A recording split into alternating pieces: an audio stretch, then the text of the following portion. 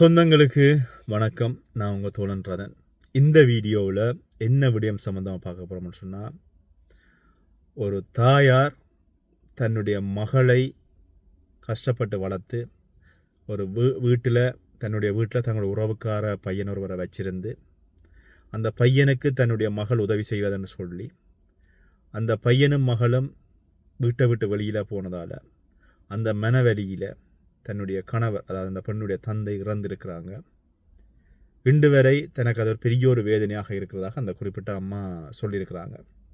இந்த விடயம் சம்பந்தமாக தான் இந்த வீடியோவில் முழுதாக பார்க்க போகிறோம். நீங்களும் இப்படியான துன்பங்களை அனுபவிச்சிருப்பீங்க. உங்களோட வீடுகளில் இவரான சம்பவங்கள் இடம்பெற்றிருக்கும். அப்படி இடம்பெற்றிருந்தால் நீங்கள் என்னோட பயந்து கொள்ளணும் என்று சொல்லி ஆசைப்பட்டால் 00-33-7-51-51-25-10 இந்த வாட்ஸ்அப் இலக்கத்துக்கு பயந்து கொள்ளுங்கள். இதில் ஒரு விஷயத்தை நான் சொல்லிக்கொண்டு வீடியோக்குள்ளே போகலாம். ஒரு சிலர் ஒரு கடைக்காரட்ட பிரச்சனை அல்லது ஒரு வியாபார நிறுவனத்தினுடைய பிரச்சனையை நான் பகிர்கின்ற பொழுது அவருடைய பேர் விவரங்களை சொல்லுங்க அப்படின்னு சொல்கிறாங்க. இப்போ இதில் ஒரு சில செய்கிற தவறுக்காக நாங்கள் ஒட்டுமொத்த கடைக்காரரையும் தப்பு சொல்ல முடியாது. அதுக்காக அவர்களுடைய பேர் விவரங்களை சொல்லி அவங்கள அசிங்கப்படுத்த வேண்டிய அவசியமும் கிடையாது.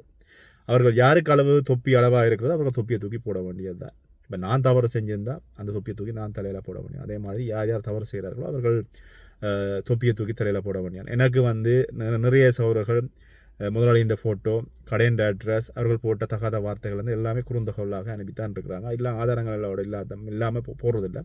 ஆனால் அதை நான் வழியில் அவங்க அசிங்கப்படுத்த நான் விரும்பலை. அது அவங்களுடைய தனிப்பட்ட பிரச்சனை. சரி, வீடியோவுக்கு போவோம். குறிப்பிட்ட அம்மா சொன்ன விஷயம் பார்த்தீங்க சொன்னால் ரொம்ப வேதனை. நான் நேற்றைக்கும் ஒரு வீடியோ போட்டிருந்தேன். அதாவது மகள்கள் செய்கின்ற தவறுகள் சம்பந்தமாக அல்லது பொம்பளை பிள்ளைகளால் கல்யாணம் கட்டுறதுக்கப்புறம் பெற்றோர் ஒதுக்கி வச்சிருந்தது. அதே மாதிரி தான் இதுவும் ஒரு பகிர்வு தான். குறிப்பிட்ட அம்மா அப்பாவும் பார்த்தீங்கன்னு சொன்னால் இங்கே ஃப்ரான்ஸில் தான் வாழ்ந்து கொண்டிருக்கிறாங்க. நீண்டகாலம் வாழ்ந்து கொண்டிருக்கிறாங்க.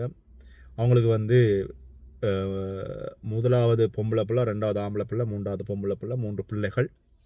இப்படியே இருக்கின்ற காலத்தில் பிள்ளைகள் எல்லாமே நல்லா படிக்கிறாங்க, கெட்டிக்காரர், தமிழ் சரளமாக பேசுவாங்க, ஃப்ரெஞ்சு மொழி சரளமாக பேசுவாங்க. எல்லா ஆக்டிவிட்டி, அதாவது விளையாட்டாக இருக்கலாம் அல்லது வேறு ஆக்டிவிட்டியாக இருக்கலாம், எல்லாத்துலேயுமே நல்ல திறமையான ஒரு பிள்ளைகள் அப்படின்னு சொல்லியிருக்கிறாங்க.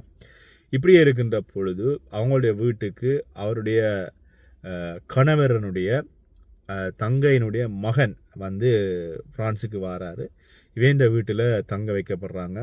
தங்களுடைய வீடு 2 தட்டு வீடு அப்படின்னு சொல்லியும், மேல் தட்டில் தாங்களும் பிள்ளைகள் எல்லாரும் இருக்கிறதாகவும், அதில் இடமில்லை. கீழே ஒரு ரூம் ஒன்று இருந்தது. அதில் தங்களுடைய மருமகனை அதாவது பார்த்தீங்கன்னா தங்களுடைய உறவுக்கார பையனை வச்சுருந்துருக்கிறாங்க. இந்த பிள்ளைகளை விட அவருக்கு ஒரு 4-5 வயசு கூட. அதனால் நம்பிக்கையின் அடிப்படையில் வச்சுருந்தேன் அப்படின்னு சொல்லப்படுகிறது. இப்படியே இருக்கின்ற பொழுது தங்களுடைய மகள், மூத்த மகள் நல்ல கெட்டிக்காரி, யூனிவர்சிட்டி போய் கொண்டு வந்தவங்க. யூனிவர்சிட்டி போய் கொண்டிருக்கின்ற பொழுது இந்த வீட்டை வந்திருந்த அந்த உறவுக்கார பையனுக்கு பார்த்தீங்க சொன்னால் போலீஸுக்கு போகிறது, விசா சம்மந்தமான விஷயங்கள், செக்யூரிட்டி சோஷியல் சம்மந்தமான விஷயங்கள், இப்படி எல்லா அப்பாயின்மெண்ட்டுக்கும் இவங்க மூத்த மகளில் ஆளுக்கு கொஞ்சம் விஷயம் தெரியும், அனுபவம் இருக்கிறது, பாசை சரளமாக மொழி பேசுவாங்க அப்படின்றதன் அடிப்படையில் அவரோட கூட்டிக் கொண்டு வருவதற்கு பாதைகள் இடங்கள் தெரியாது. அதனால் உதவி செய்வதற்கு மொழி தெரியாது, உதவி செய்வதற்கு அனுப்புகிறாங்க. இப்படியே அனுப்பி கொண்டிருக்கின்ற பொழுது குறிப்பிட்ட ஒரு சில காலங்கள் போகிறது. இவர்கள் இருவருக்கும் இடையிலே காதல் மலர்ந்திருக்கிறது. இது தங்களுக்கு தெரியாது அப்படின்னு சொல்லி இருவருமே கைபேசிகளில் பேசிக்கொள்வது, மற்றபடி வழிகளில் போய் வருகின்றது. வெளியில் போய் இருவருமே ஒவ்வொரு அப்பாயின்மெண்ட் அப்படின்னு சொல்லி போய் வருவாங்க. ஆனால் அதனால் எங்களுக்கு சந்தேகம் எதுவும் வரவில்லை. நாங்கள் எங்களுடைய மகள் அப்படின்றது மட்டும் இல்லாமல் எங்களுடைய உறவுக்கார பையன், அதனால் எங்களுக்கு தப்பு செய்ய மாட்டான் அப்படின்னு சொல்லி அதன் அடிப்படையில் நாங்கள் எங்களுடைய மகளையும் அவரோட நம்பி அனுப்பினோம் அப்படின்னு சொல்கிறாங்க. இந்த காதல் ஒரு கட்டத்துக்கு அப்புறமாக காதல் அப்படின்னு சொல்லி வருகின்ற பொழுது வீட்டை தெரிய வருகின்ற பொழுது இவர்களுடைய அந்த தந்தையார், தன்னுடைய கணவர் அதுக்கு எதிர்ப்பு தெரிவிக்கிறாரு. எதிர்ப்பு தெரிவிக்கின்ற பொழுதும் தங்களுடைய மகள் அதனை கேட்கல. பிள்ளைக்கு 18 வயசை தாண்டி விட்டது. உடனடியாக இங்கே போலீஸாரிடம் போய் முறைப்பாடு செஞ்சு அவர்கள் இருவருமே வீட்டை விட்டு வெளியே போகிறார்கள். வீட்டை விட்டு வெளியே போனதுக்கு அப்புறமாக தன்னுடைய கணவர் வந்து இந்த பிள்ளைகை தனக்கு துரோகம் செய்து விட்டது அப்படின்ற மனவேதனையில் தொடர்ச்சியாக வீட்டில் அதே யோசனையில் இருக்கிறாரு. இதுவரை காலமும் எந்த விதமான கெட்ட பழக்கமும் இல்லாத தந்தையாக இருந்தவர் மூத்த மகள் தனக்கு துரோகம் செஞ்சதை எண்ணி மதுவுக்கு அடிமையாகியது மட்டுமில்லாமல் மன உளைச்சலுக்கு ஆளாகிறாரு. இப்படியே இருக்கின்ற பொழுது அவர்கள் இருவருமே வீட்டை விட்டு வெளியில் போயிட்டு அவர்கள் திருமணம் செய்து அவர்களுடைய வாழ்க்கையை பார்த்து கொண்டிருக்கிறார்கள். ஒரு சில வருடங்களில் வந்து அவங்களுக்கு குழந்தை கிடைக்குது. அதுக்கப்புறமா குழந்தையோட வீட்டை வந்த பொழுதும் தான் வரவேற்க தயாராக இருந்தாலும் தன்னுடைய கணவர் வந்து வரவேற்க தயாராக இல்லாத நிலையில் வந்து நான் அவர்களை வந்து உள்ளுக்கு வந்து கூப்பிடலை, வீட்டு வாசலையை வச்சு வெளியே வச்சு அனுப்பிவிட்டேன் அப்படின்னு சொல்லி அதுக்கப்புறமாக தன்னுடைய கணவர் வந்து தொடர்ச்சியான குடிக்கு அடிமையாகினதால் தொடர்ச்சியாக வருத்தங்களை தொடர்ந்து அவர் வந்து படுக்கையில் போயிட்டார். படுக்கையில் போன மட்டும் இல்லாமல் இதற்கான மருத்துவத்தை இங்கே பார்க்கின்ற பொழுது அவருக்கான மருத்துவ வசதிகள் அப்படின்றத விட ஹாஸ்பிட்டல்லே வந்து படுக்கையாகிட்டார். இதனால் அவர் வேலையே வந்து இழந்துட்டார். என்னென்னு சொன்னால் தன்னுடைய மூத்த மகளில் வந்து அவ்வளவுக்கு அன்பு பாசம், அதை விட தன்னுடைய மூத்த மகளை நம்பி இருந்தவர். என்னுடைய குடும்பத்தில் நான் நாளைக்கு இல்லை என்கின்ற பட்சத்தில் என்னுடைய 2 பிள்ளைகளையும் என்னுடைய மனைவியையும் அந்த பிள்ளை பொறுப்பாக அடுத்த கட்டத்தை நோக்கி கொண்டு போகும் அப்படி என்ற ஒரு நம்பிக்கை அந்த பிள்ளை மேலே வச்சிருந்த தந்தைக்கு அந்த பிள்ளை இப்படி செஞ்சது அப்படின்றது பெரிய ஒரு மன உளைச்சலை அவருக்கு உருவாக்கி இருக்கிறது.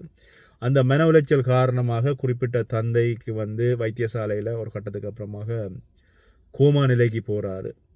ஆனால் அவர் வந்து தன்னிடம் வந்து சொன்ன விஷயம் என்னன்னு சொன்னால், எந்த ஒரு சந்தர்ப்பத்திலும் தனக்கு மரணம் நிகழ்ந்தாலும் தன்னுடைய மரணத்திலும் தன்னுடைய மூத்த மகள் வந்து நிற்கக்கூடாது அப்படின்னு சொல்கிறாங்க. இந்த நேரத்தில் குறிப்பிட்ட அந்த மகளினுடைய கணவருக்கு விசா கிடைக்கிறது. என்ன சொன்னால், இங்கே மகளுக்கு விசா, அதுக்கப்புறமாக மேற்கில் எழுதி அந்த விசா கிடைக்கிறது. பிள்ளைகள் பிறந்து விட்டார்கள். ஆனால் கணவர் வந்து இந்த பெண் பிள்ளையை வந்து துன்புறுத்தல், ஆனால் அதையும் தாங்கி கொண்டு தான் தேடி வந்த வாழ்க்கை அப்படின்னு சொல்லி அந்த பிள்ளை இன்று வரை பயணிக்கிறது அப்படின்னு சொல்லி தாயார் சொல்லி கவலைப்பட்டாங்க. இந்த நேரத்தில் தந்தையார் வந்து வைத்தியசாலையில் கோமா நிலையில் இருந்து இறுதிக்கட்டத்துக்கு போய் இறுதிக்கட்டத்தில் வைத்தியசாலையிலேயே மரணமாகிறாங்க. மரணமாகின்ற பொழுது தான் ஒரு தாயாராக தன்னுடைய பிள்ளைக்கு சொல்ல வேண்டிய கடப்பாடு இருக்கிறது. சொல்ல வேண்டிய கடப்பாடு தந்தையை வந்து தந்தையுடைய மரணத்தினுடைய இறுதி நாட்களில் வந்து வர சொல்லி வந்து பார்க்க சொல்லி, அப்போ உடனடியாக தன்னுடைய மகள் அந்த மரண வீட்டுக்கு வந்ததாகவும், அந்த நேரத்தில் தன்னுடைய மகள் மிகவும்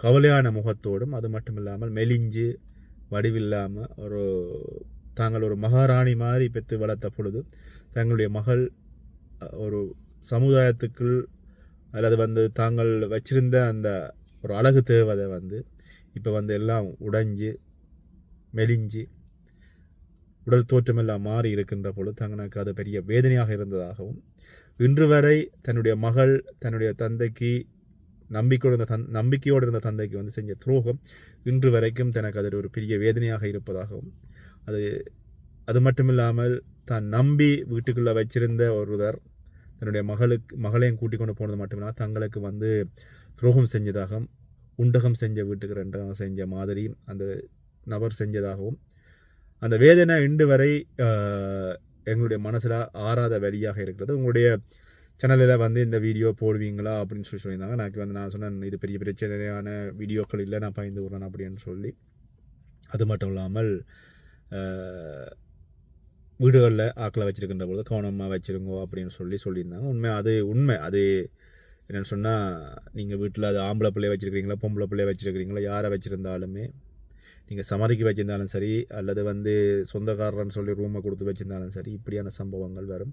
குறிப்பாக இந்த பொம்பளை பிள்ளைகளை வச்சிருக்கிற ஆக்கள், நீங்கள் சமாளிக்க ஆக்களை வச்சுருக்கின்ற பொழுது மிக அவதானமாக இருக்கும். ஏற்கனவே நிறைய சம்பவங்கள் உங்களுக்கு ஏற்கனவே தெரிவிங்க, வேறு பிரச்சனைகள் எல்லாமே சமூக ஊடகங்களை நீங்கள் பார்த்துருப்பீங்க. அதனால் இந்த சமரிக்கு வச்சிருக்கிறோம் அல்லது இல்லை 100-200 லாபத்துக்காக வச்சுருக்கோம் அப்படின்னு சொல்லி நிம்மதியை இழந்துக்கிட்டு நரோட நிற்கிறதுக்கான வாய்ப்புகள் இருக்குது. ஆனால் எல்லாரும் சமாளிக்கிறவர்கள் எல்லாரும் இப்படி செய்கிறார்களா அப்படின்னு சொன்னால் அதுவும் இல்லை.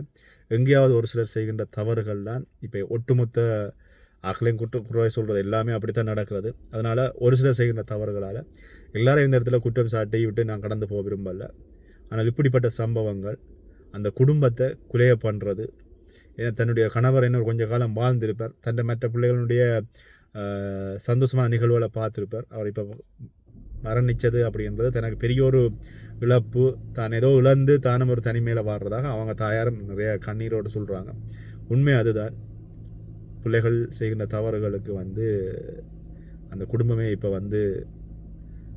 என்ன செய்யணும்னு தெரியாமல் நிற்கிறது அப்படின்றதுல வேறு மாற்று கருத்து இல்லை. ஆனால் இப்படியா நேரங்களில் பிள்ளைகளும் சரி, நீங்கள் லவ் பண்ணுறீங்கன்னு சொன்னால் பெற்றோரோட சமூகத்தோட லவ் பண்ணுங்கள். உங்களோட இஷ்டத்தை முடிவெடுத்து நீங்கள் லவ் பண்ணி பெற்றோருடைய மனங்களை நோகடிச்சு வீட்டை விட்டு வெளியில் போகாமல் அவங்கள சமாதானப்படுத்தி அவங்கள சொல்லி புரிய வச்சு அவங்கள சந்தோஷப்படுத்தி ஒரு பிள்ளை பெற்றோர் கொடுக்குற சந்தோஷம் இப்படிப்பட்ட சந்தோஷங்கள்லாம் தன்னுடைய பிள்ளை தன்னை முறை போகாது அப்படின்னு சொல்லி. அதனால் வீடியோ பார்க்குறாக்கள் யாராவது அப்படி நீங்கள் தவறாக போகிறீங்கன்னு சொன்னால், ஒருவராக இருந்தீங்கன்னு சொன்னால் அதுவே போதும். நன்றி. மீண்டும் இன்னொரு வீடியோவில் சந்திக்கிறேன்.